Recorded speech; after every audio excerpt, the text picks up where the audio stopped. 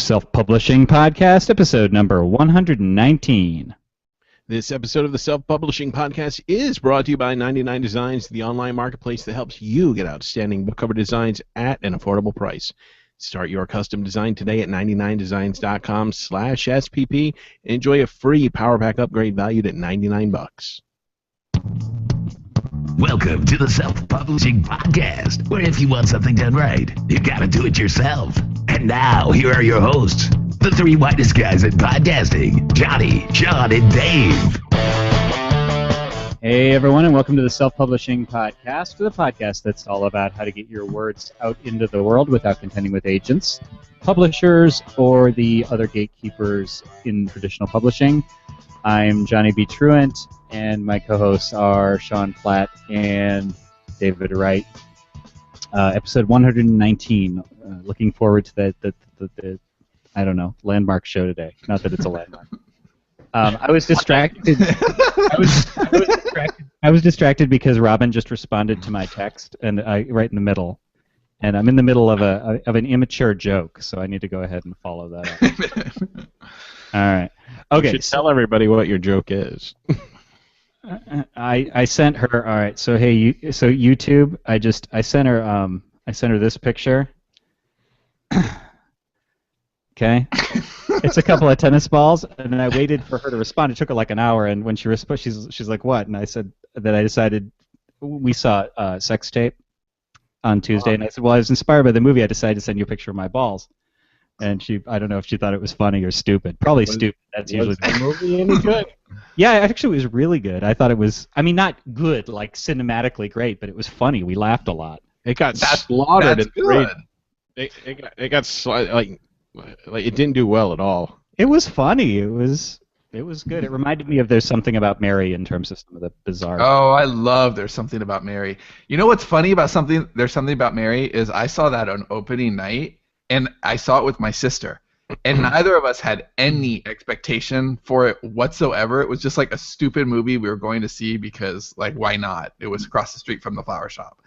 And so we went, and I don't know if I ever had laughed that hard in a movie, just because it so caught me off guard, and the whole hair gel shit. And I hadn't heard anything about the movie, right? Like it was brand new, and it wasn't like supposed to be a hit. Like it was an accidental hit, and it was really, really, really funny. So I've always liked that movie because it caught me by surprise. And that's the hard thing with comedy. Trailers did not ruin that movie. Like, there were so many surprises. Trailers so easily just kill them. Good thing we're off to an on-topic start. The topic today will be direct sales and basically the sterlingandstone.net stuff. There's a lot to learn there, a lot of lessons. But I think probably the most relevant right off the bat is platform and direct sales, but there's a lot to this. But do you want to hit some voicemails first? We got a few. Yeah. Because I'm going to tune out for the next half hour anyway. So. Right. Well, I have to continue my joke too. So I just pulled up a picture of Richard Nixon, and I'm going to send her a picture of my dick next. You're a tricky dick. I know. So here's W.C. Hoffman.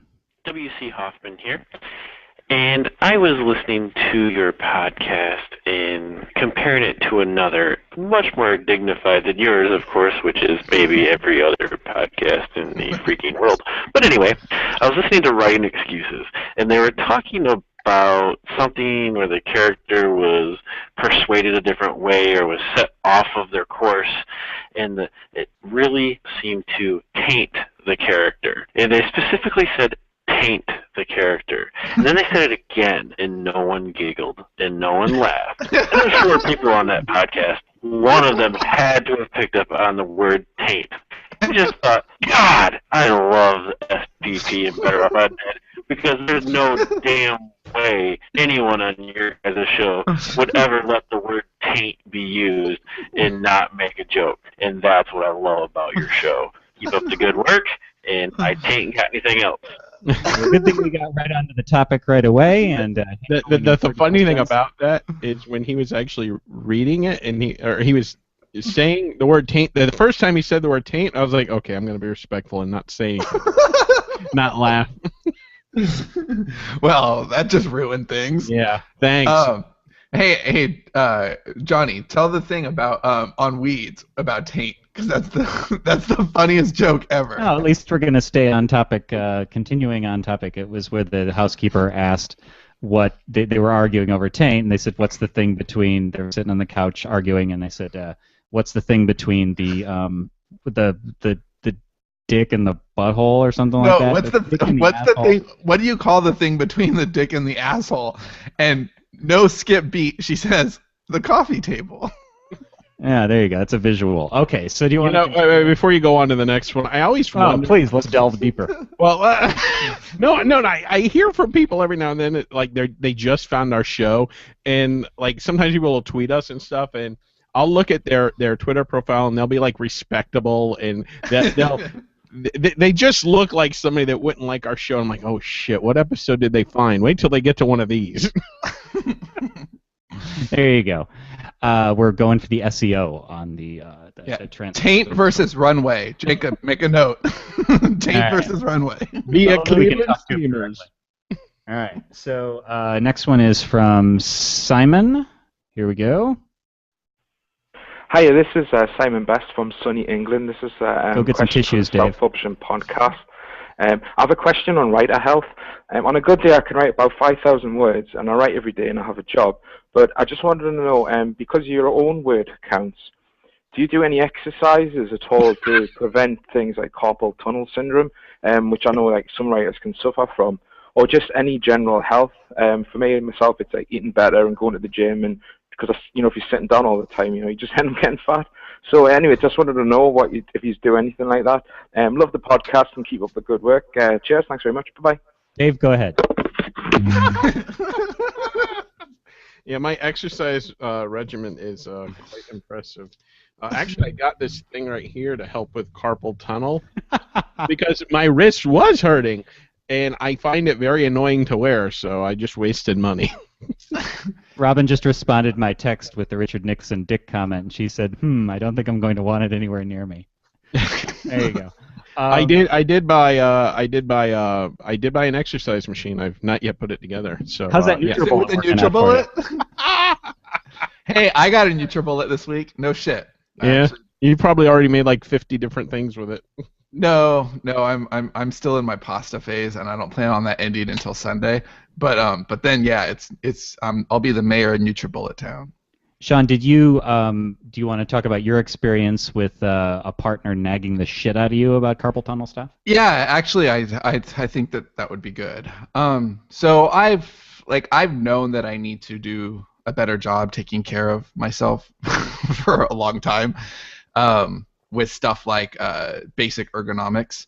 Forever, I just typed on the Apple keyboard that comes, not even like the older one that was like at least this long. It's the one that's the size of this one. If anybody's on YouTube, yeah, it's the size of a threshold. We all have one. All right. Well, I'm using mine because I broke my good one. Yeah, and I just prefer it. It's small. This is what I use now, and I hate it. It's just like the size of the Death Star, and it's just whatever. It's just, so I hate it. Microsoft ergonomic keyboard. Yes, but Johnny really started nagging me to get this. I don't know, like a year ago, and so I did. And well, no, wait. He's skipping over the Wait, no. Okay. No, I'm not. He nagged me to get it, and I got it, and I hated it. I gave it like maybe half a day, and I was like Dave with his power glove, and I was like, fuck this. I'm not gonna type on this because I hate it, and I don't do things that I hate. And so I put it in the closet and continue to do my terrible typing on my terrible little tiny keyboard. And then in Cleveland, in Denver. I haven't done Cleveland yet. In Denver, Johnny and I went to the Authority conference together, and we were there. And the entire time I was there, I was doing this. I was rubbing my knuckles and pulling out my fingers because they were in a lot of pain. It was the worst they'd ever felt, and my knuckles were like really swollen, and just I was in a lot of pain on my hands. And I vowed to go back Monday and do it right because Johnny was like, "What the fuck, dude? Like Beam 3 ain't gonna write itself. Like, I need you to not do this. Like, have more respect for me as your partner than to not give a shit." And so that Monday I started on this keyboard, and I did a couple other things Johnny suggested, like typing on my lap, and I hate everything. But my I can't believe fingers. you haven't adjusted yet. But no, I just don't like it. It's just not. It's not native to me. But my fingers feel great. I don't like the keyboard still. I want to actually order another one that has buttons in places I like, but is ergonomic. But my fingers feel great. I don't have the pain that I had at all. It's completely gone away. I still want to learn dictation. Like, I really want to get good at that. But for now, I'm very happy with the improvements I made. I make sure I walk a lot. I do pay attention to what I eat. I have a tendency to snack while I'm writing, which is really terrible. So I make sure that I don't. And I fast every once in a while just to feel better. Now what? I was gonna say, what about chairs? You guys, my chair. Okay, I'm 6'4", and Sean is too. We're the same height. Oh my God, I can't wait to see Dave in person. I'm always overwhelmed with how tall Sean is. Dave is going to be tall and broad, and Yeah, he has size, dude. they're both 5 inches taller than me. I'm 5'11". But see, the problem is my chair, like my chair is too low to it's on its highest setting and it's too low to the ground. So my feet are like not as they should be. They're never comfortable. So what I wind up doing is like putting my feet kind of like at an angle behind me or even crossing them and leaning forward. So I basically sit like a question mark all day long, hunched over the keyboard, and it's not good, but Like a question mark or like the Hunchback of Notre Dame? Well, if this is Dave, it's got to be an exclamation point, not a question mark. If it were Ramen Sands, it'd be a question mark. No, I don't do any exercises, but I do. Except for Kegel. Well, I do. Yes, Kegels. I do those while I'm constantly working. What's the taint? But I do. I mean, I do exercise a lot, but I don't do like finger exercises. show us the abs. I could show you. It's on the Better Off Undead art. But I did do a lot of research with ergonomics and stuff, and I did decide that I like this. I don't like this keyboard, but it serves my purposes. There's a wireless version that doesn't have the keypad, because it is the size of the Death Star, and the keypad is in the way, and it's a problem. But it's that I don't feel like buying a new keyboard right now. It's disproportionately expensive relative to the benefit I'm going to get. Like, I'm okay with this one. And so I think I've shown this before, but I actually went ahead and cut off the keyboard. There was like a tutorial for how He's to so badass. He has a sawed-off keyboard. It's taped on the back and stuff. Like, it's really ghetto. That's your blunderbuss. But the It's reason his Monday morning special. But the reason I did that is Sean mentioned typing on my lap, and on his lap, and I Did he don't. want you to type on his? I wanted Sean to type on my lap, and it's. I don't know that I meant. I don't know that I meant that as a suggestion. I happen to have long forearms, and so when they naturally hang at my sides, and it actually makes it the perfect angle. Oh, well, I'm going to stop doing that now then if it wasn't a suggestion, because that sucks. Well, what I used to do was put my hands up on the arm of my chair, but then it hurt, and that's a natural angle for me. Like, just I sit with my hands on my lap. And as far as your question about like foot position and stuff, there's a real like official ergonomic position, knees at 90 degrees, feet flat on the floor. And one thing I read that I thought was really interesting is it's like, what the fuck ergonomic position? Like, there's not like one. If you stick in that position, you're going to get the full body equivalent of carpal tunnel from being in the ergonomic correct position, because you never move. Like, people need to move. And so I actually, sometimes my feet are flat, sometimes my feet are tucked a little back. Sometimes they're actually Down lotus. Down lotus. I can actually bound. Bound, sexy. I can actually kind of prop them up under the table a little bit, and so I move them around, but usually they're basically down. But I don't have any problems, knock on wood, with my fingers or anything since I started doing that, and I was feeling it a lot in my forearms and stuff before, and this really works. The reason I cut this off, just to finish that story, is because I do have arms on my chair. And with that keypad on there, it didn't fit on my lap. It did fit on my lap, but it was like way to the side. Like, it was rather than take the arms off, you cut the keyboard. No, I can't. If I could show you this chair, I can't take the arms off. So I cut the keyboard, and then now I can center it because it was off to one side thanks to the stupid ass number pad because of the arms. So I cut it off. It works really well. I don't have any problem. I'm really comfortable writing. So that's what I did. We got some people weighing in on the ergonomics thing. James Thorne says, standing desk got rid of all my carpal tunnel and tightened up my taint. Good to know. Chrissy Moss says, I miss my standing desk, but I have to wait for my feet to heal. Do not wear bad shoes on concrete floors for months and months. You'll not be able to walk. Okay. I did that at the flower shop. Buddy Gott says, all day. Buddy God says, not that Johnny doesn't have awesome hair, but I miss the cool way he used to wear it all the time. It's at an in-between right now, and I hate it. Mine too, which is why I'm wearing a hat. I used to be long on top so that I could center part it and it would kind of like hang down and stuff, but it's too short, so now I get kind of poofy. It's kind of stupid. So, yeah, I hear you on that. Christy Moss says, you guys need to take a group picture when you finally meet. I want to see Johnny dwarfed by Sean and Dave. One ahead of you on that. I actually suggested, I don't know if Sean's going to do it, but I actually suggested actually having a little mini photo shoot. Yeah, I think we all need pro images for our books and stuff, right? Author photos. I even know who it's going to be. Awesome. All right. Is it going to be one of those guys that makes me take my top off again?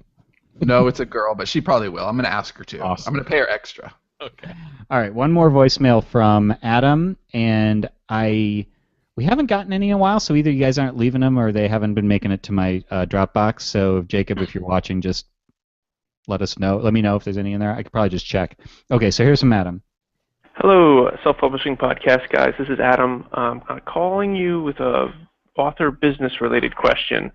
I have written 2 books. One is a non-fiction book, and the other is a fiction book. And I've got a third project going with my wife when we're going to be writing fiction as well. So my question is about starting a corporation. Is that something that you do, or is it something that should be 3 corporations for 3 projects, 1 corporation with 3 things under it? I've already started a website for one of them under my personal name, and does that matter, or should that be under the corporation? So anyway, any info you can give me on that would be great, or if you could point me to a website or a book or something if it's too complicated. Thanks, guys. What was great his show as usual? Bye. It was himself, he and his wife, and what was the third one? I think there were 2 that were him, but one was fiction and one was nonfiction. Okay. I hate answering business questions because I'm not a business person, but I did recently get a book that might help you, and it's pretty cheap. Self-Publisher's Legal Handbook by Helen Sedgwick. That's Sedwick. Basically, it's all about setting up your business, copyright protection. And she is a lawyer too, and it has pretty good reviews. It talks about taxes, collaborating lawyers, beyond the book, contracts, pretty much everything you need to know. I haven't read it all yet. I just started it, but like I said, it was really cheap. It's on Amazon. Pick it up. It might be able to answer your questions better than we could. Yeah, I would add too that everyone's business is so different, and there isn't really one size fits all, especially with something that has so many variables like publishing. I would, just off the top of my head, say you probably don't want 3 corporations for 3 books. That to me seems really excessive, and you're going to have to pay a lot of fees and renew them each year, and you don't want to do that. So I would check out the book that Dave is suggesting. That seems like a good idea. But just know there is no one-size-fits-all. You really have to think about why you're doing what you're doing, because that will help you find the best answers. And we're not lawyers and can't really give that advice anyway. I would suggest writerinlaw.com with M. Scott Boone. He was a guest on SPP. That website might have some suggestions. I can tell you what I would do. This is not advice. This is not legal advice. I would tell you what I would do is unless you are afraid of legal concerns down the road with your wife, I don't think I would bother with anything. I would just write them. I wouldn't make a corporation, but different situations differ. And I certainly wouldn't do 3. No way, no how. So before we move into topic, I just wanted to share this. So this is the Dream Engine hardcover. This is our first hardcover, and I am in love with it. Sean, you got yours, right? I did. It's right here. I'm so excited. So this is. Why didn't I get one, you bastards? If you'll read it, I'll send it to you right now. While we're on the air, but you have to read it. Today's shipping. Have you read the bean Oh my yet? God! There's no. No. It takes Have you made it forever past to the get wedding sign in the wedding scene in Unicorn Western? No. Those are the last two print books I sent you. So Garrett actually did an unboxing of his because Garrett did the formatting, so we let him have one. So you can probably see. I don't know if that's on his channel yet. Hey Garrett, if it is, let Jacob know, and he can put it in the. Yeah, show notes. and Garrett kicked ass on You it. should do unboxing videos, you guys, for your books. Well, that's Howie does. Yeah. Well, Actually, that's a good Everything idea. Who does? So here's I love it. So the inside dust jacket, and it's got we did the gray. This is what is this case bound or perfect bound? I think it's case bound. Whatever that is, where you have the Taint bound. Taint bound. It's just like this. And the without the spine version isn't like super amazing. But whatever, it's Lightning Source. It's not going to be fancy whatever on the spine of the cloth book. And the interior is just fantastic. Here, let me find a chapter heading. So here's chapter 5. He used the fonts, the actual Dream Engine fonts. Like it looks really, really pro. I compared it to, I have a print version of the Golden Compass, which is the same age group. It's YA, same basic sort of genre. It's kind of steampunk. And it's very, very similar in terms of the spacing and stuff. He used the font for the headers and stuff. I love it. I think it's amazing. Here's the back. They're a little pricey. Like, what was the setup cost on that? Oh man, $1,000,000. yeah, I'm not sure without adding it all up, but for sure, there's nothing cheap about print. I mean, hardback print. So you really have to know why you're doing it. I mean, for us, it was because, well, we actually had a really good excuse for it. We had fulfillment. We had a bigger project here, and we promised some people hardbacks, and so we had a reason to push us to do it. But we really want to learn hardback. We really want to evolve the company and constantly push our product line and get better and better at what we do. So for us, it was really cool to have a reason, an excuse to experiment. But yeah, you've got to pay for it. There's a lot of like bullshit stuff with Lightning Source too. So for example, when you're ordering a proof, this is you have to pay for them to print the book, which is totally separate. It's like permission. Like, I've given you permission to print this book, and I'm going to pay you your permission to print the book fee. And then there's like a listing fee, and then the shipping fee, and it just adds up. When I approved the digital proof, they were like, just so you know, there's another $10 fee. We're like, what the fuck? Like, why would it not be bundled in? I got to pay. I've already paid to set it up. Now I have to pay to approve the proof? Yeah, there's all these a la carte fees, and so that's why I don't even know. Like, I should know the answer to that. But there were a lot of a la carte fees, and then you have to pay for the proof to ship, and it's hardback. Everything's heavier. They're pricey too. They're even our fee, because I don't know what I think it's selling for. It's 20 something, but to us, it's like what, over 10 a book. And CreateSpace is free to set up if you can do the formatting yourself. Now Garrett did say that the interior file is the same file. I think it's literally the same file. Garrett, if you're in the comments, weigh in. But it's this is 6x9, and what we used, I don't know the trim size. I was talking a few episodes ago about the paperback print size. Is we were using 8 1/4 by 5 1/4 by 8 or 8 1/2, and this is slightly larger. Our paperback for Dream Engine, and I like it a lot better. I raved about it a few shows ago. But this is even bigger. This is 6x9, which is a size I actually don't like at all for paperback, but it's perfect for the hardback. Like 6x9, I think it's called cloth bound maybe, but whatever. You can look at their FAQs, and it's the same file. So he was able to make the CreateSpace one, and I guess it just enlarges it a little bit. But just know that if you're doing print, know a couple things. Know it's going to be expensive, and know that it's not going to be a source of money, right? It's going to be, it can be. He did sell at least one. I thought that was pretty cool. Somebody left a review on the hardback. She's like, I saw that. I saw that yesterday. Yeah. That was awesome. Yeah, she said, I don't need to review the book because there are plenty of reviews here on that already. I just want to say I got the hardback and it's gorgeous, and she went on about it. And that was really your mom left reviews. She never has. That was her first. That's just because she can't find the shit in her hoard. So she doesn't do it. So you know it's not going to be a major source of revenue. It's for us. There's a lot of indirect stuff. The price anchor is great. We have an audio. We have a hardback. Those are both high end, and then we've got the print, which is $10.99. And all of a sudden, the $4.99, if Amazon would stop price matching it for 99 cents, right? The $4.99 would be, that's a really good price because you have price anchoring works. Whether you think it does or not, it totally does. People cement a price in their head, and all of a sudden, seeing something worth $20, like you've assigned the value. Not only is it worth $20, but the book was worth putting in hardback, right? Automatically that distinguishes it because a lot of indie stuff isn't making it to hardback. So it's a very quiet way of saying this was worth putting in hardback, and that makes it easier for a potential reader to click buy. They're little things. Hey, so a few quick little housekeeping things before I know I said last thing before we move into the topic, but whatever, is if you watch live, I just want to let everybody know that we are moving our YouTube to a new channel. We're creating a Sterling and Stone channel as part of the umbrella consolidation we're doing.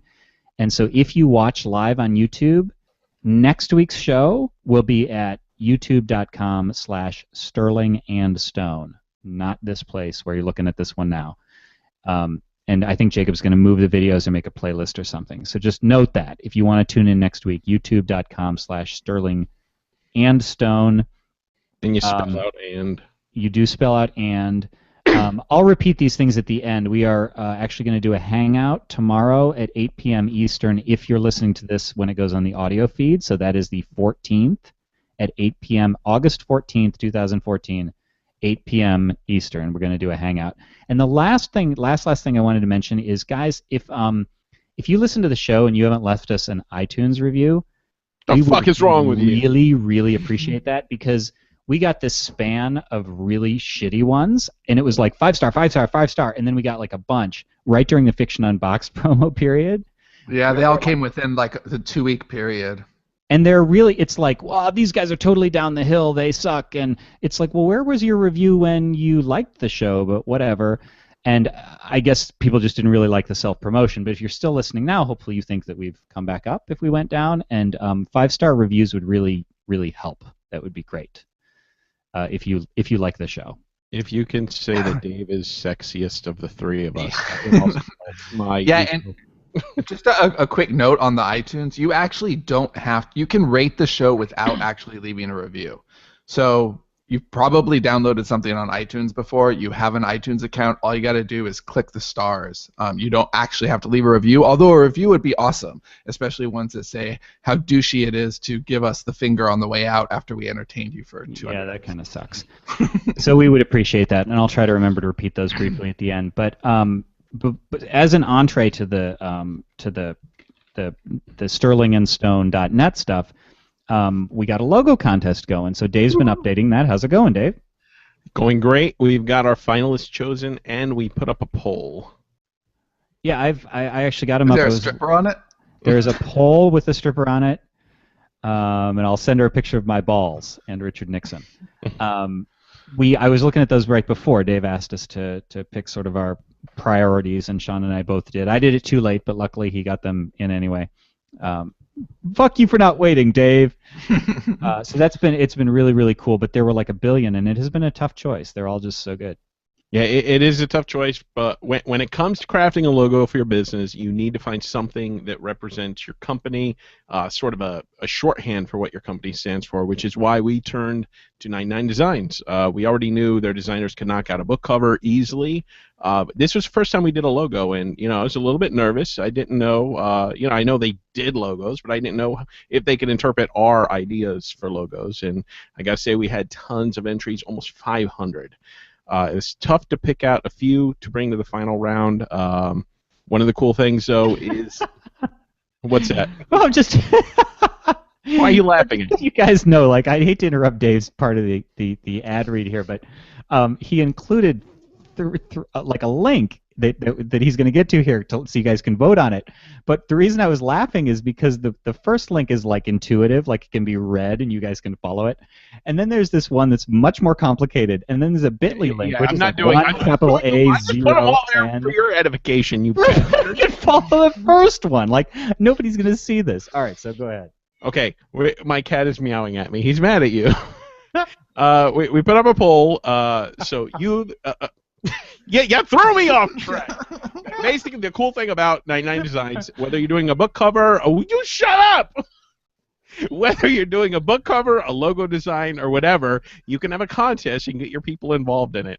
And that's what we did. Go to sterlingandstone.net/logo-contest. Would you shut up? My cat is like going nuts.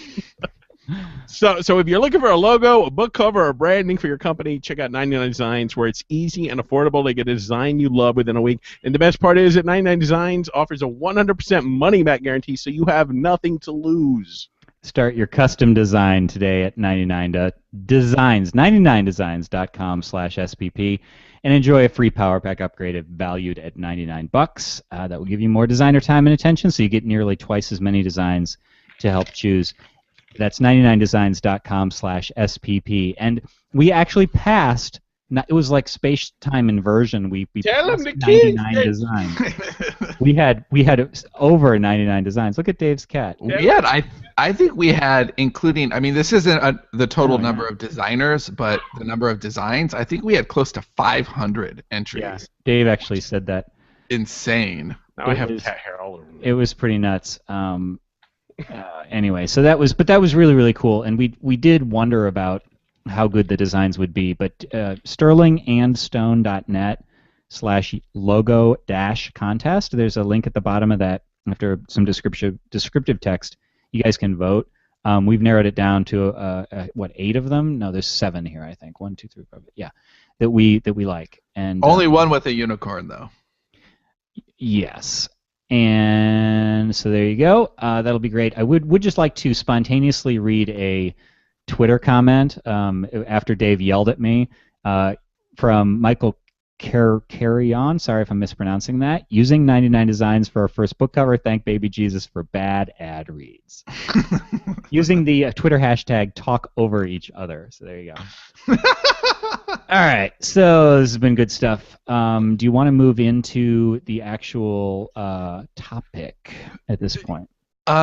Yeah, the problem with this topic, though, is that it's so big, and I don't even know where to start. I feel like I should just start with questions what, almost. Start with what, because think of our audience. Like, we have this big mothership, which you call the Mother Stone, which I think is funny. Most people aren't going to need anything anywhere near that large. So I would say start from the level of like anybody listening to this and what it actually means and what we're trying to do that they can get something out of. Okay, so when we started the year, we were kind of under the silly, when we think about it, illusion that we could do all the things that we're actually doing with Sterling and Stone right now. We were at one point going to do under at the selfpublishingpodcast.com. But that would have been really, really limited. And thinking about it, we wanted to be able to, kind of the way this show is structured, where we talk a lot about our own fiction because it's instructive. We're not even giving advice so much as just talking about the things that we're doing and putting them on display, showing our work, so to speak. And so following that logic, it made absolute sense to put that all under the SPP umbrella. But I knew at the time I was just talking myself into being okay with that. I knew that wasn't an ideal by any stretch because really we don't want to be the self-publishing podcast. I mean, we love you guys. Like, we love doing this. It's you know, it was just something we did, and now it's become a core part of everything we do. But still, we want to be known for more than the podcast, right? We want to be storytellers. And so it was more important to build a story studio, you know, something like, I'm very inspired by Pixar and the way that they work, and like, I want a story studio. I want a brain trust that where we're telling stories and we're showing our work and we're doing all of that. And so Sterling and Stone has been the name of the main company for a long time now. And we actually mentioned it on the very first episode of SPP, but it's always been kind of a quiet thing in the background. It's there for an LLC. It didn't really matter. But during Fiction Unboxed, we needed to kind of up our game a little bit. We needed to build a site. And that site had to kind of hold the water for all of us. It had to be good enough to make direct sales on the site, which means if somebody wanted to buy into Fiction Unboxed after the Kickstarter ended, it had to be able to take their credit card or their PayPal and give them access to a forum and give them a login information and not forget it and be easy to navigate. It had to be aesthetically pleasing because we don't want to put stuff out that looks like ass. And so that stuff was all really important, and we looked around for the right solution, and nothing felt right to me. Then Johnny and I were in Denver for the conference, and we were talking to Robert Bruce, who will be on the show coming up sometime shortly. And Copyblogger's new platform is built on WordPress, which is blogging software, if you don't know. But it's like WordPress done in a way that is very conversion oriented. And Copyblogger is a site that Johnny and I wrote a lot for coming up. And actually today I just made a page on Sterling and Stone that you'll see in a couple of weeks. That's all of our Copyblogger posts on one page. And I had no idea we wrote that much, actually. Hey Dave, how many do you think we wrote? How many Copyblogger posts do you think Johnny and I wrote between us? And not counting, I did like weekly summaries or whatever for a while that weren't really posts. So not counting. These are full on like 3,000 word posts, I'd say. Yeah, I already saw the page. It looks like 50 or something. Yeah, it's 49. 49, dude. Check Dave out. All right, so we wrote 49. So just for context, that's like a Beam season worth of copy, and these are good articles. Like they're conversion copy oriented, build a fan base articles. And what's really cool is I was looking over them today, and they're so consistent with who we are right now and what we're saying right now, even though some of this stuff is 4 or 5 years old. So that's really cool. But anyway, Copyblogger's new platform, which they've always done a very good job of making conversion tools that are really aesthetically pleasing. And the platform was perfect for Unboxed. It did everything we needed to do and seemed like it would be going to be doing a whole bunch of other stuff. So we thought we'd give it a try on this new site that we wanted to put together, which was Sterling and Stone. And Sterling and Stone is going to do everything that the SPP site never could have. It's our umbrella site, so everything that we talk about on the show will be there. But hopefully we'll do a better job there than we do on the show at being really reader-friendly for fiction people. And I guess that's a good start. Right. So let's boil it down to an individual. I mean, this is about value of platform. We've talked about you definitely need a place that's at the very, very least you need something to have a mailing list that people can sign up for as an indie. Ideally, you would have something that's at least a portfolio that at least kind of shows, what it is that you sell and provides links to them and who you are, I suppose. But this is like next level. So as you listen to anything we talk about with sterlingandstone.net, not .com yet, although we'll get it someday, hopefully, you can sort of try, what lessons can you pull from this? And I think the ones that are most interesting to us right now, to me, are number one, the idea of beginning to really sell directly, and second, it may be a little advanced, but I think that the spirit of it is really there, in the idea of continuity, just because I haven't really seen anybody else do it in the fiction world. The idea of having sort of a subscription model for our fans, and we're going to continue to build that out. It's just about being flexible and finding new ways to make revenue rather than just saying my books are on Amazon, go get them. Yeah, and it's not even about revenue, really. It's about a deeper relationship with our reader. Because you could really make the case right now, as far as revenue, it's actually costing us money to do this. because the people who are most inclined to give us, we launched our it's Sterling and Stoners. If you're a Sterling and Stoner, then you get all the stuff that we do each month for a set price, which is $4.95. And the person who is most likely to give us $4.95 a month is also the person most likely to spend more than that on Amazon. But that's okay, because it's about having their email address and therefore being able to contact them and invite them to hangouts and do things like that, which we cannot do. Amazon, if somebody buys our book on Amazon, we have to hope that they click on a link at the back and take that next step. But anything bought from sterlingandstone.net, we know who you are, and we can send you an email, and we can give you special offers, and we can offer our whole library for you to give to Aunt Sally for Christmas for $24.99 or whatever. So it's about being able to do more with your readers and grow that and help them help you grow by inviting their friends and making that easy. And I think one of the unexpected lessons that we're just sort of really beginning to see a little bit of in this is a little bit more about selecting your audience, which is something that we talked about before. We've talked about it in terms of lists and making sure you're emailing your ideal people or talking to your ideal people and ignoring the people who may not fit with you. And not that we're ignoring anybody, but right now we have the most content for people who are writers. So nonfiction content, the Right Publisher Pete, the Fiction Unboxed style content. We can think of lots and lots of that. But one of the things that came up, and Dave mentioned it pointedly, was that we want to nurture relationships with people who are stoners because they enjoy our fiction too. And so we want to be sure that we load that with fiction content. So we're sort of straddling the line there.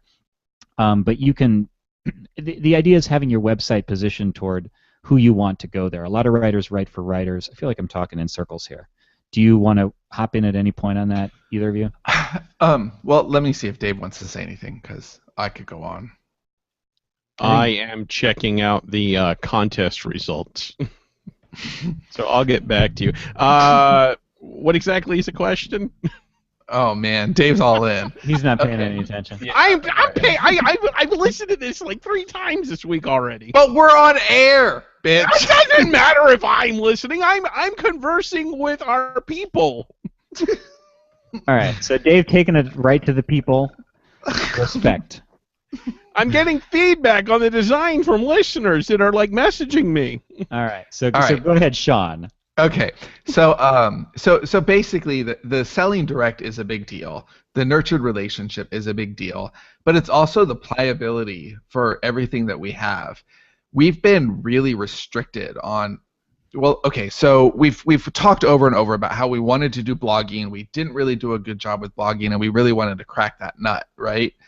And so it's been really important to us to figure out a way where we could talk about the things that we want to talk about without artificially inflating anything or doing link bait type articles, or we just want to write good stuff that we feel passionate about and have it get traffic, which, of course, that's what we all want. We all want fatter wallets and whatever, like, right?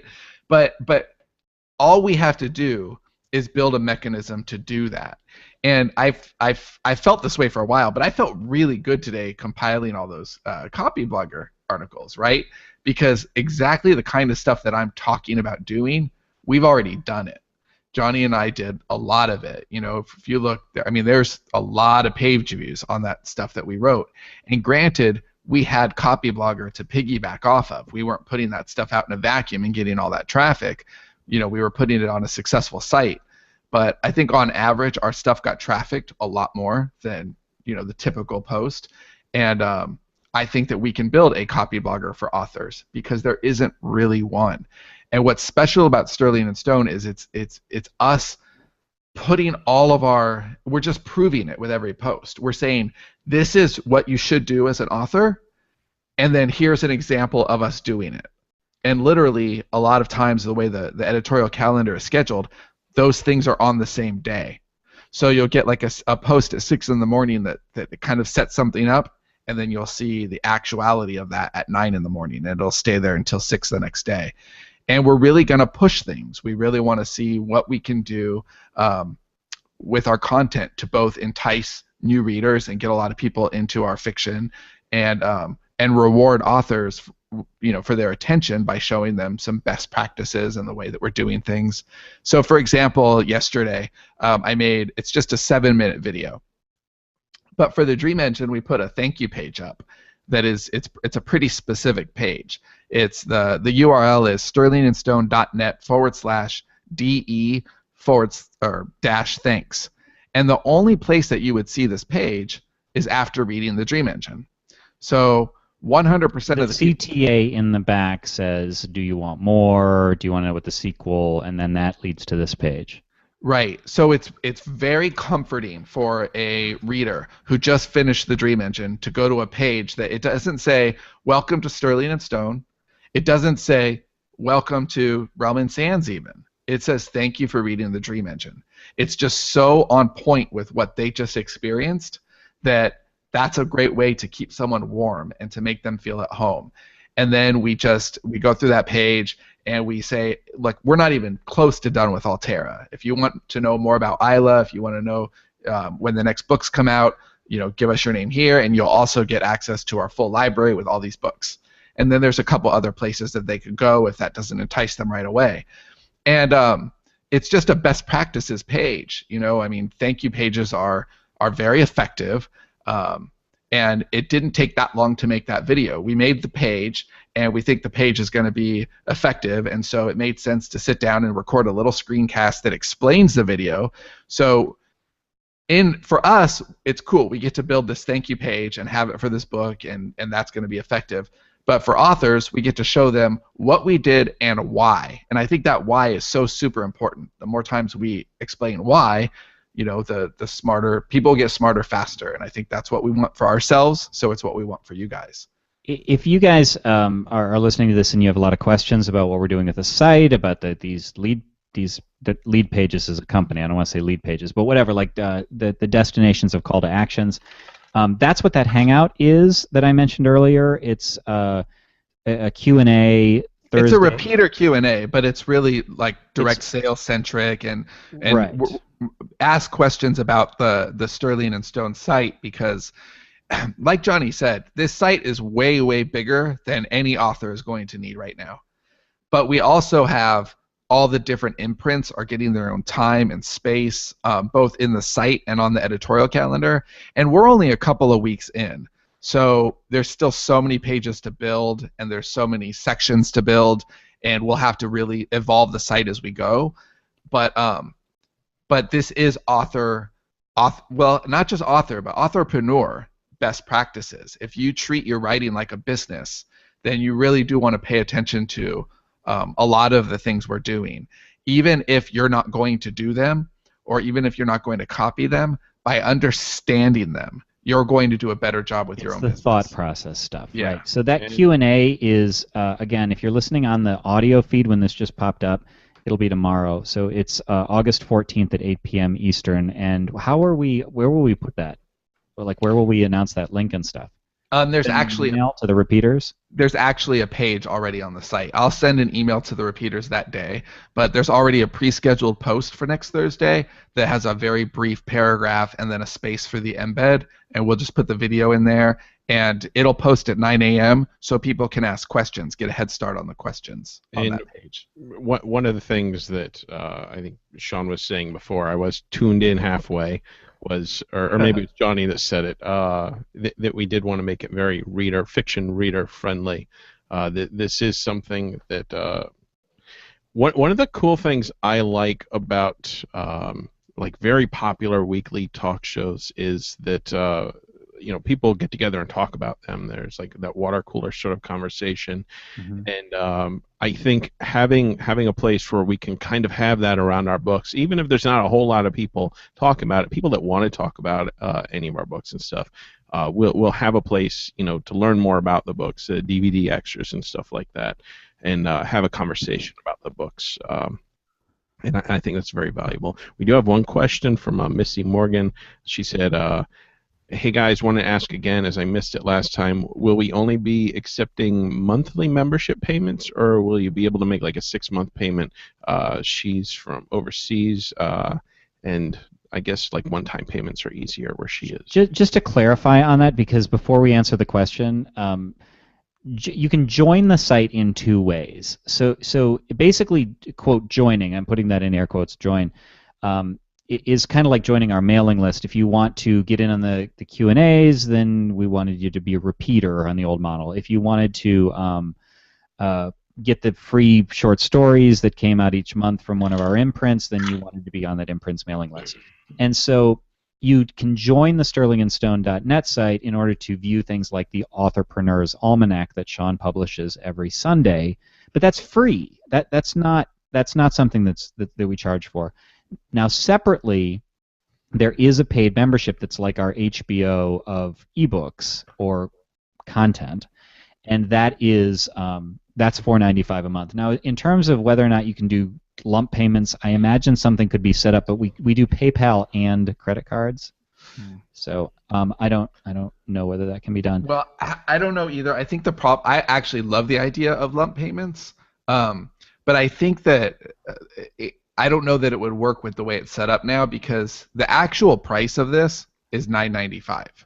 So we're charging $4.95, and it's going to escalate. Like, it will go up. It will go up. In other words, there's a discount for these first few months. That's, you get in early and you're locked in forever, that sort of thing. Right. And so, for example, next year... Well, not locked in forever, like you can't cancel. No. Locked in forever. Right. You lock in the price. Yeah, you got $4.95. Basement. If you pay $4.95, then your price is forever $4.95 as long as you stay in. As long as. So right now, and actually, I think this is worth talking about for a second, because this is an innovative model, and it's.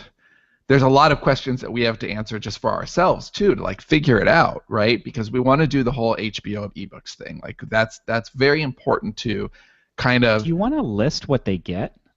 Yeah. Let me look at the page. Hold on. Because my next question is going to be, and I know, I mean, I could answer these questions, but we're also we're offering stuff that is, like I said, for writers, and stuff that's for the fiction audience. Like everybody gets it, and so that's another almost genre hopping sort of a thing that we're doing. Okay, so this is what people will get what stoners will get. Excuse me, let me clarify. $4.95 a month currently, which will escalate each month. So basically, for $15, this is what stoners would get. Sorry, $15 means 3 months at $4.95. That's correct.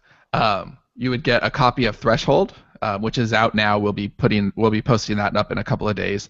An untitled CI short.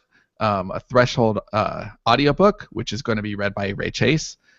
Together Apart, which is a Lexi book, which is not at all what you guys think. It's super, super, super good. Decoy Wallet, and a Decoy Wallet audio. Oh my God. It's going to be awesome. A Temptation in Time. Yesterday's Gone Season 5. An untitled CI short. The Axis of Aaron, which is what Johnny and I are writing right now, and 50% off Fiction Unboxed 1.5, which all by itself, right there, that coupon is worth $20. So it's really a way for us to just stupidly over-deliver. And you're getting, just to clarify, with the audiobooks, you are getting them for free because you get them for a very short window. Because then we need to put it on ACX, and we can't offer it anywhere else. Then we're not even going to be selling these on We're not even going to be selling these on the site. This is just something that go to Stoners for like a period of a few days. And then the other thing that Sean didn't mention is, and this was Dave's idea. It's a great idea. The benefit to Stoners is, I mean, Yesterday's Gone Season 5 will be, I assume, $5.99. So there's a benefit right there. Like, boom, your $4.95 is handled. But also, it's early. I don't know how early your guys are going to be able to do that, but one of the prime benefit, I think, of this model is over the just buying the books a la carte, is that if you're a true fan of the fiction, you get it early. And then the other thing that Sean didn't mention, which we haven't implemented yet, so it may not be in that 3-month period, is we're going to start serializing certain properties for each line, and you'll get those as well. And then, obviously, if you stick around, then you get the final book as well. Yeah, basically, you're going to get way more than you pay for and more than you can consume, but you'll spend less if you're a fan than you would just buying a couple things here or there. And that's a really good model for us because really it's about the relationship more than the revenue, especially in this pivotal building time. And so next year, all of our lines eventually, when they're fully fleshed out and they're fully producing and they're fully articulated versions of what they can be, each one of them would have its own $4.95 per month type of thing. I can think of lots of ways where the SPP could do it right now. I mean, I'll tell you right now, the Author's Almanac is amazing. It's thorough. Like, I love where it's going, but I can't see doing it for free 6 months from now. Like, if we continue with the amount of hours that it takes to produce it, and it continues to grow with the ideas and the documentation that we're doing, it would be very well worth paying for. And I'll know, I'll know when we get there. So the whole point there is that would be a $4.95 thing, but you would already be getting it for your $4.95 that you're paying now. Like, every month paying, there would, no matter what we add, you would always be getting that. And just, if I could just hop in on this, because this is a huge topic, so I hope that if you have questions, you'll hop in. We're attempting to describe this from a perspective of what you would care about as an SPP member. So when we talk about it's going to be $4.95, we're going to charge for this, this is not us trying to sell you on being a stoner, and we're describing the sales model, but it's not a for-pay site. Like, it is a blog. The daily blog content is all free. There's a ton of stuff that's just free, and even if that doesn't even require memberships, there's plenty. Like, regular blog posts don't require you to even sign up for free. So yeah, right now there's 3 tiers. There's a ton you could see. Fiction Unboxed is actually a really good example. So there's a page on the site that is, I think it's Sterling and Stone. You can go to the buttons are in. Oh, that's actually the blog. Good. Sean has buttons for Authorpreneur's Almanac, so you can see the archives of those. And again, you need to be a free member of the site to see those, but you can go ahead and do that if you want. And then there's one for Fiction Unboxed, which is what he's talking about, and then there's the one for the Sterling and Stoner, which is the $4.95, which will creep up to $9.95 thing as well. So if you click on that Fiction Unboxed button in the sidebar, that's almost a 20,000 word post that has a bunch of videos and a bunch of stuff 20,000 words that you can read no matter what. You can find that through search and find it. It's totally free. But then there's parts of that post that you can only see if you're logged in. And that's the way the whole site is designed. Because you bought Fiction Unboxed. That's another thing. That isn't the $4.95 or whatever. That's people who bought Unboxed. So basically, it's like everybody has a different members area with the stuff that they bought or consumed or logged in for. So if you're a basic Sterling and Stone starter, you go into your area and you'll have some short stories and you'll have all the pilot episodes and a few things like that.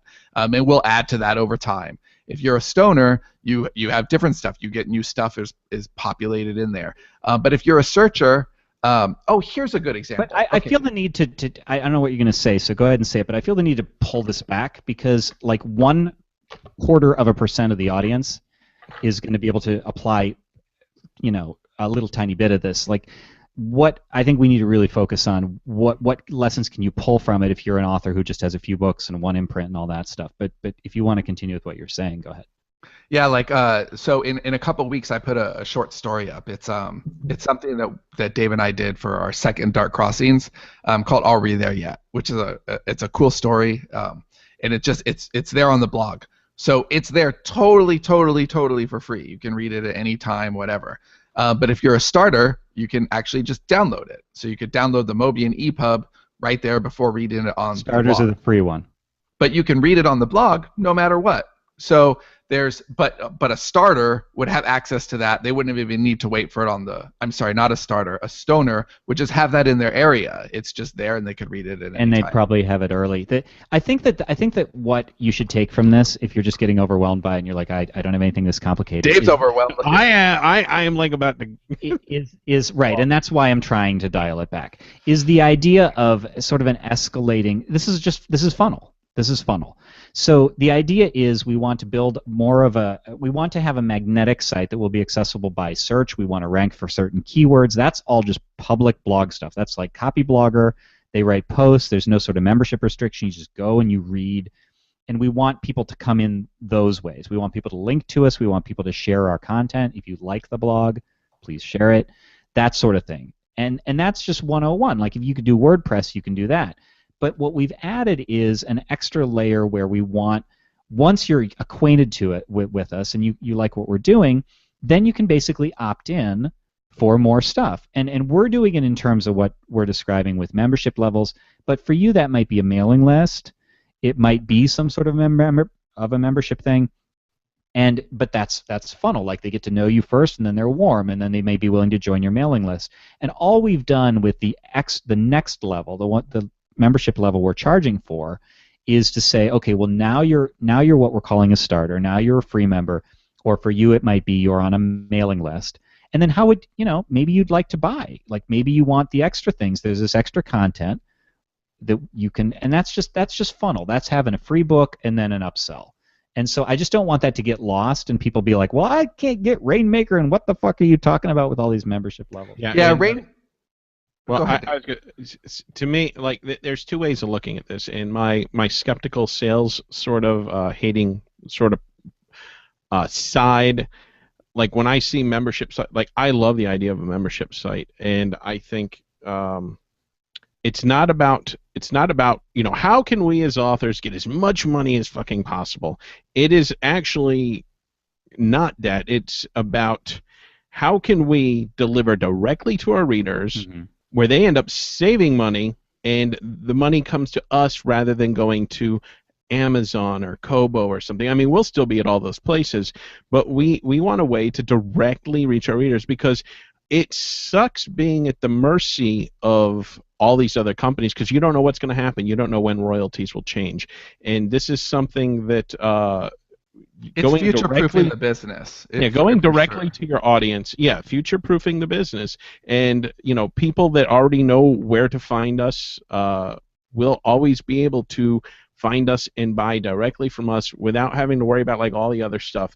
And I think that there is a negative to us, I think, in doing this, in that if we're like, for instance, Yesterday's Gone, if a bunch of people buy from us directly, it won't sell as well on Amazon. So we do take a little bit of a hit for that, and it won't chart as high. But I think in the long run that this is a better thing, because we're going directly to our readers, and I think that is a good thing. And as long as we provide more value than they would spend if they were to buy these things elsewhere, I'm completely like, I love this idea. I think Dave is winning the podcast. I think out of the three of us, he's the most articulate today, because Sean and I are mired in details. Yeah, you guys are like kind of confusing me with all the talk. So I'm trying to make it make sense, because all the talk of all this stuff, like, well, it's going to be $9.99 and all this other stuff, it just boggles my mind. So if it's boggling my mind, I'm sure it's boggling somebody else. I think when you got it all crystallized exactly, what you're offering, then I think maybe like a video showing it, and something real simple, like a minute video. This is what you get, explaining like 3 different levels of like going to the blog, and what you see here, what you see is this. It's very fucking confusing to people. And we're not, and for the record, we're not trying to sell on this podcast the memberships. This is for our fiction fans. We're explaining it though, so we can share that with you, so you can see what we're doing, and you can decide how to do your own version of that. And we have a question in the comments actually about that. JP Howell says, how can we build community without Rainmaker, without setting up complicated plugins? How can we have our own membership community area?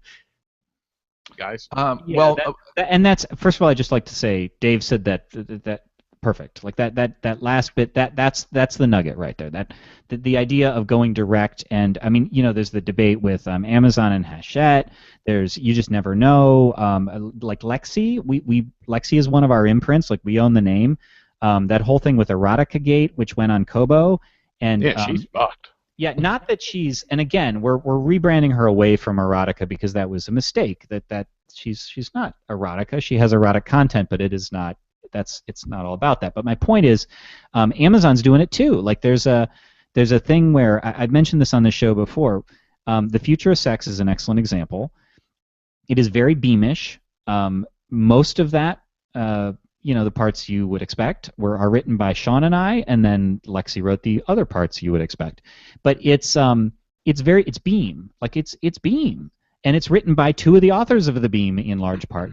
And so that should show up as a related title to the Beam. It just should. Like, people are buying both of them all Yeah, this time. it so But sucks that it doesn't. It doesn't, because the way Amazon's adult flag works is that if something is flagged as being like explicit, basically porn, then which happens through algorithms that a lot of people don't understand, it won't show up in the also bots or the algorithmic choices of a non-tagged book. So the Beam isn't tagged, the Beam isn't adult, Future of Sex is, means that the Future of Sex will never show up in also bots, no matter how clearly they're tied. And if we can nurture a direct connection, all that stuff is less relevant for that sales channel. But do we want to answer JP's question about building community without something like Rainmaker? Yeah, Rainmaker is just like, I remember going to Home Depot with my dad. My dad's a super handy guy, and he's handy in all the ways that I'm not. He's so much manlier than me. And I remember going to Home Depot with him, and we were picking out a toolbox for me. I was like maybe 14 or something, and it was time to get a toolbox. Like, oh, you're gonna be a man now, son. Get you a toolbox, right? And my toolbox, like he really wanted to overdo it and get me these tools that I wasn't quite ready for. I didn't understand them, and I ended up getting a very simple toolbox that did all the same things, but they were just less complicated. Okay, Rainmaker is that big, like, it's on wheels and it rolls, and it's that big thing that my dad had, the big tall tool thing. I'm so articulate when it comes to manly stuff. Sean sent us a text of a rose and talked about how great its petal count was. I'm not even kidding. Dave. So there you go. That's our toolbox guy. Go ahead. Right. So Rainmaker is just it's more than you need for 95 out of 100 authors. Vastly more for most authors. Okay, but the principles there, I think, are kind of inescapable, right? You want something that has, if your main question is community here, you could do that off-site. There's a couple things you could do with plugins, but I think they're even more than you need. One thing that we're going to do for Sterling and Stone for sure, once we get our act together, is do a lot of stuff on Google Plus, where something goes live on the blog, and then we post it to Google Plus, and try to drive dialogue there, try to drive discussion there. And there's a lot of places that you could be social. It's just a matter of letting your crowd know where to find you and making it easy for them. And what that means more than anything, I think, is knowing who your readers are, because then you can find the place that's most likely for them. We just did a whole meeting yesterday about social media and about the places that we want to be for Sterling and Stone. And the whole point of that was, we are going to share with blog subscribers, by the way. Yeah. I think that you want to go in the place where your time means the most, because it's where your actual readers are. And there was, we have a lot of choices. There's Google Plus and Facebook and Twitter and Tumblr and Wattpad, and we just all have so many choices.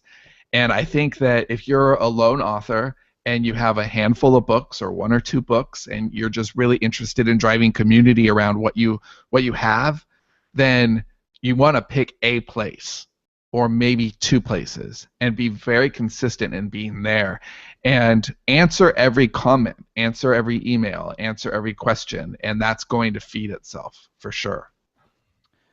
I feel like I want JP to add a disclaimer to the beginning of this episode's show notes saying, "Don't worry, they're going to get complicated, but it gets clearer later." I guess that watch the Sterling and Stone saga unfold on the self-publishing podcast, because this is just going to be ongoing. Like, this is what we're trying to do, is forge new ground in terms of selling direct. We didn't even mention, because we aren't there yet, we're going to sell book bundles and stuff. Like, we want to start doing as much as we can to have that direct connection. And like Dave said, it will pull some people away from other platforms, but I think that that's a quality problem. If your problem is right.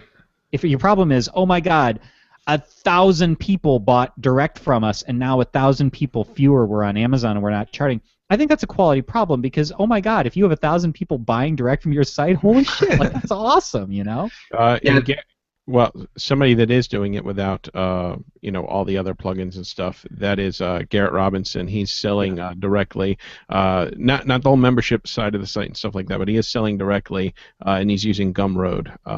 Yeah, but Garrett also has membership. He's doing it through Patreon, and it's okay, I forgot about that. It's a different way of doing it, but the end game is the same. People are paying him every month for his art, and that's awesome. So yeah, and Garrett's been talking about selling direct for over a year now. Yes.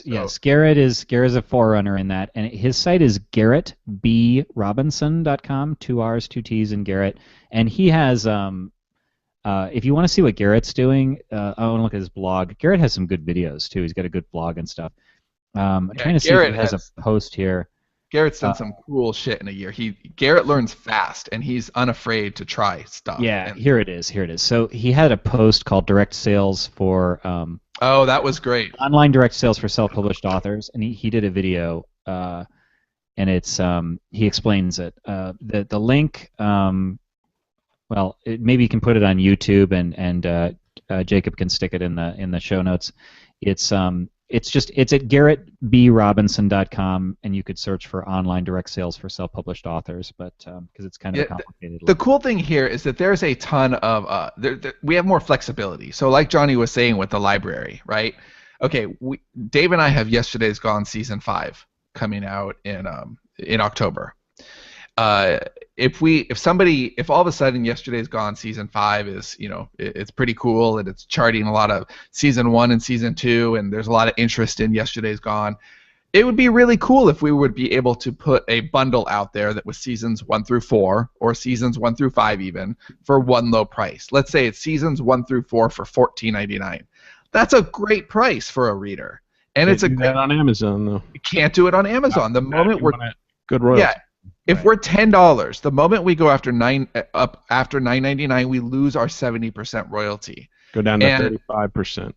And that's bogus. But if we sell, $14.99, that same bundle, that's a great deal for our reader. We could sell it on sterlingandstone.net, and we make 98% of the money. Like all we have to do is pay the transaction fee, and that's a beautiful, beautiful thing. So not only did we make more money, our reader got a better deal, but now we have an improved relationship with them. And because we're building a whole thing where everything's funnel-based and we can tighten those funnels over time, that person who bought Yesterday's Gone bundle season 1 through 5, we can send them an email 90 days after their purchase. Are you really digging this? Do you wish you had a friend to talk to about it? Here's a coupon. Click this button and send it to your friend for $9.99. And you're okay with that because they already gave you $15. So they're buying the same thing they already bought, but now they're buying it for a friend for $10. It's a great deal for them. It's a great deal for us.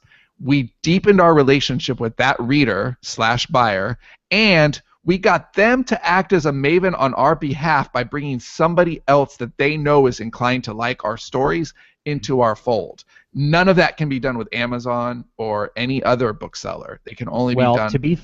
Okay, so yeah, that can't. I just wanted to add as a footnote that you do get a higher royalty percentage on Kobo above $10. Just wanted to add that. I don't know how it is on Barnes & Noble and stuff.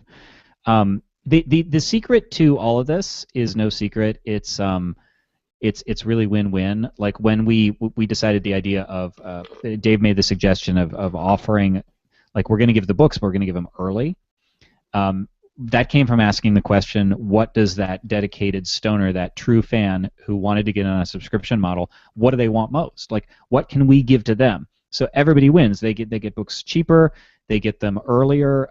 Yes, we're going to make less money than if they bought all of those properties individually, but on a whole, it's going to work for us too. And so, and we'd rather have recurring stuff, recurring sales, than something that may be scattershot. So I don't know. We're not going to be able to close this topic because it's an ongoing sort of a thing. I would just say if you have additional questions about this, I'll just remind you about the Hangout that's on 8/14 at 8 p.m. Eastern, and you want to be on the repeater list. Yeah, and if you can't make it, just make sure that you leave a comment on that page next Thursday Right. morning. You can just look at sterlingandstone.net on the blog on that morning, and you'll see the stuff. Yeah, and we'll make sure that we answer all those questions. I've been really, really excited about this topic, but it intimidates me a little bit. Not because I can't talk about it or I'm not excited to talk about it, but just because there's so much, and I know that I'm going to ramble. And like, thank you, Dave, for keeping us on point, because really it is just a big topic, and I've been, this has been my major project lately. This is what I'm using my writing hours for and my beats hours for. Is I'm doing all the stuff where pretty much it's me and Jacob right now, and we're just building it page by page, and I absolutely love pretty much every page that we're putting up right now. They're exhausting. They're taking forever. But man, I'm just so happy with the results, because I know that here's my favorite thing about this. If I was just starting out, that show we had, was it the week after last, about what would you do if you're just starting out? Mm-hmm.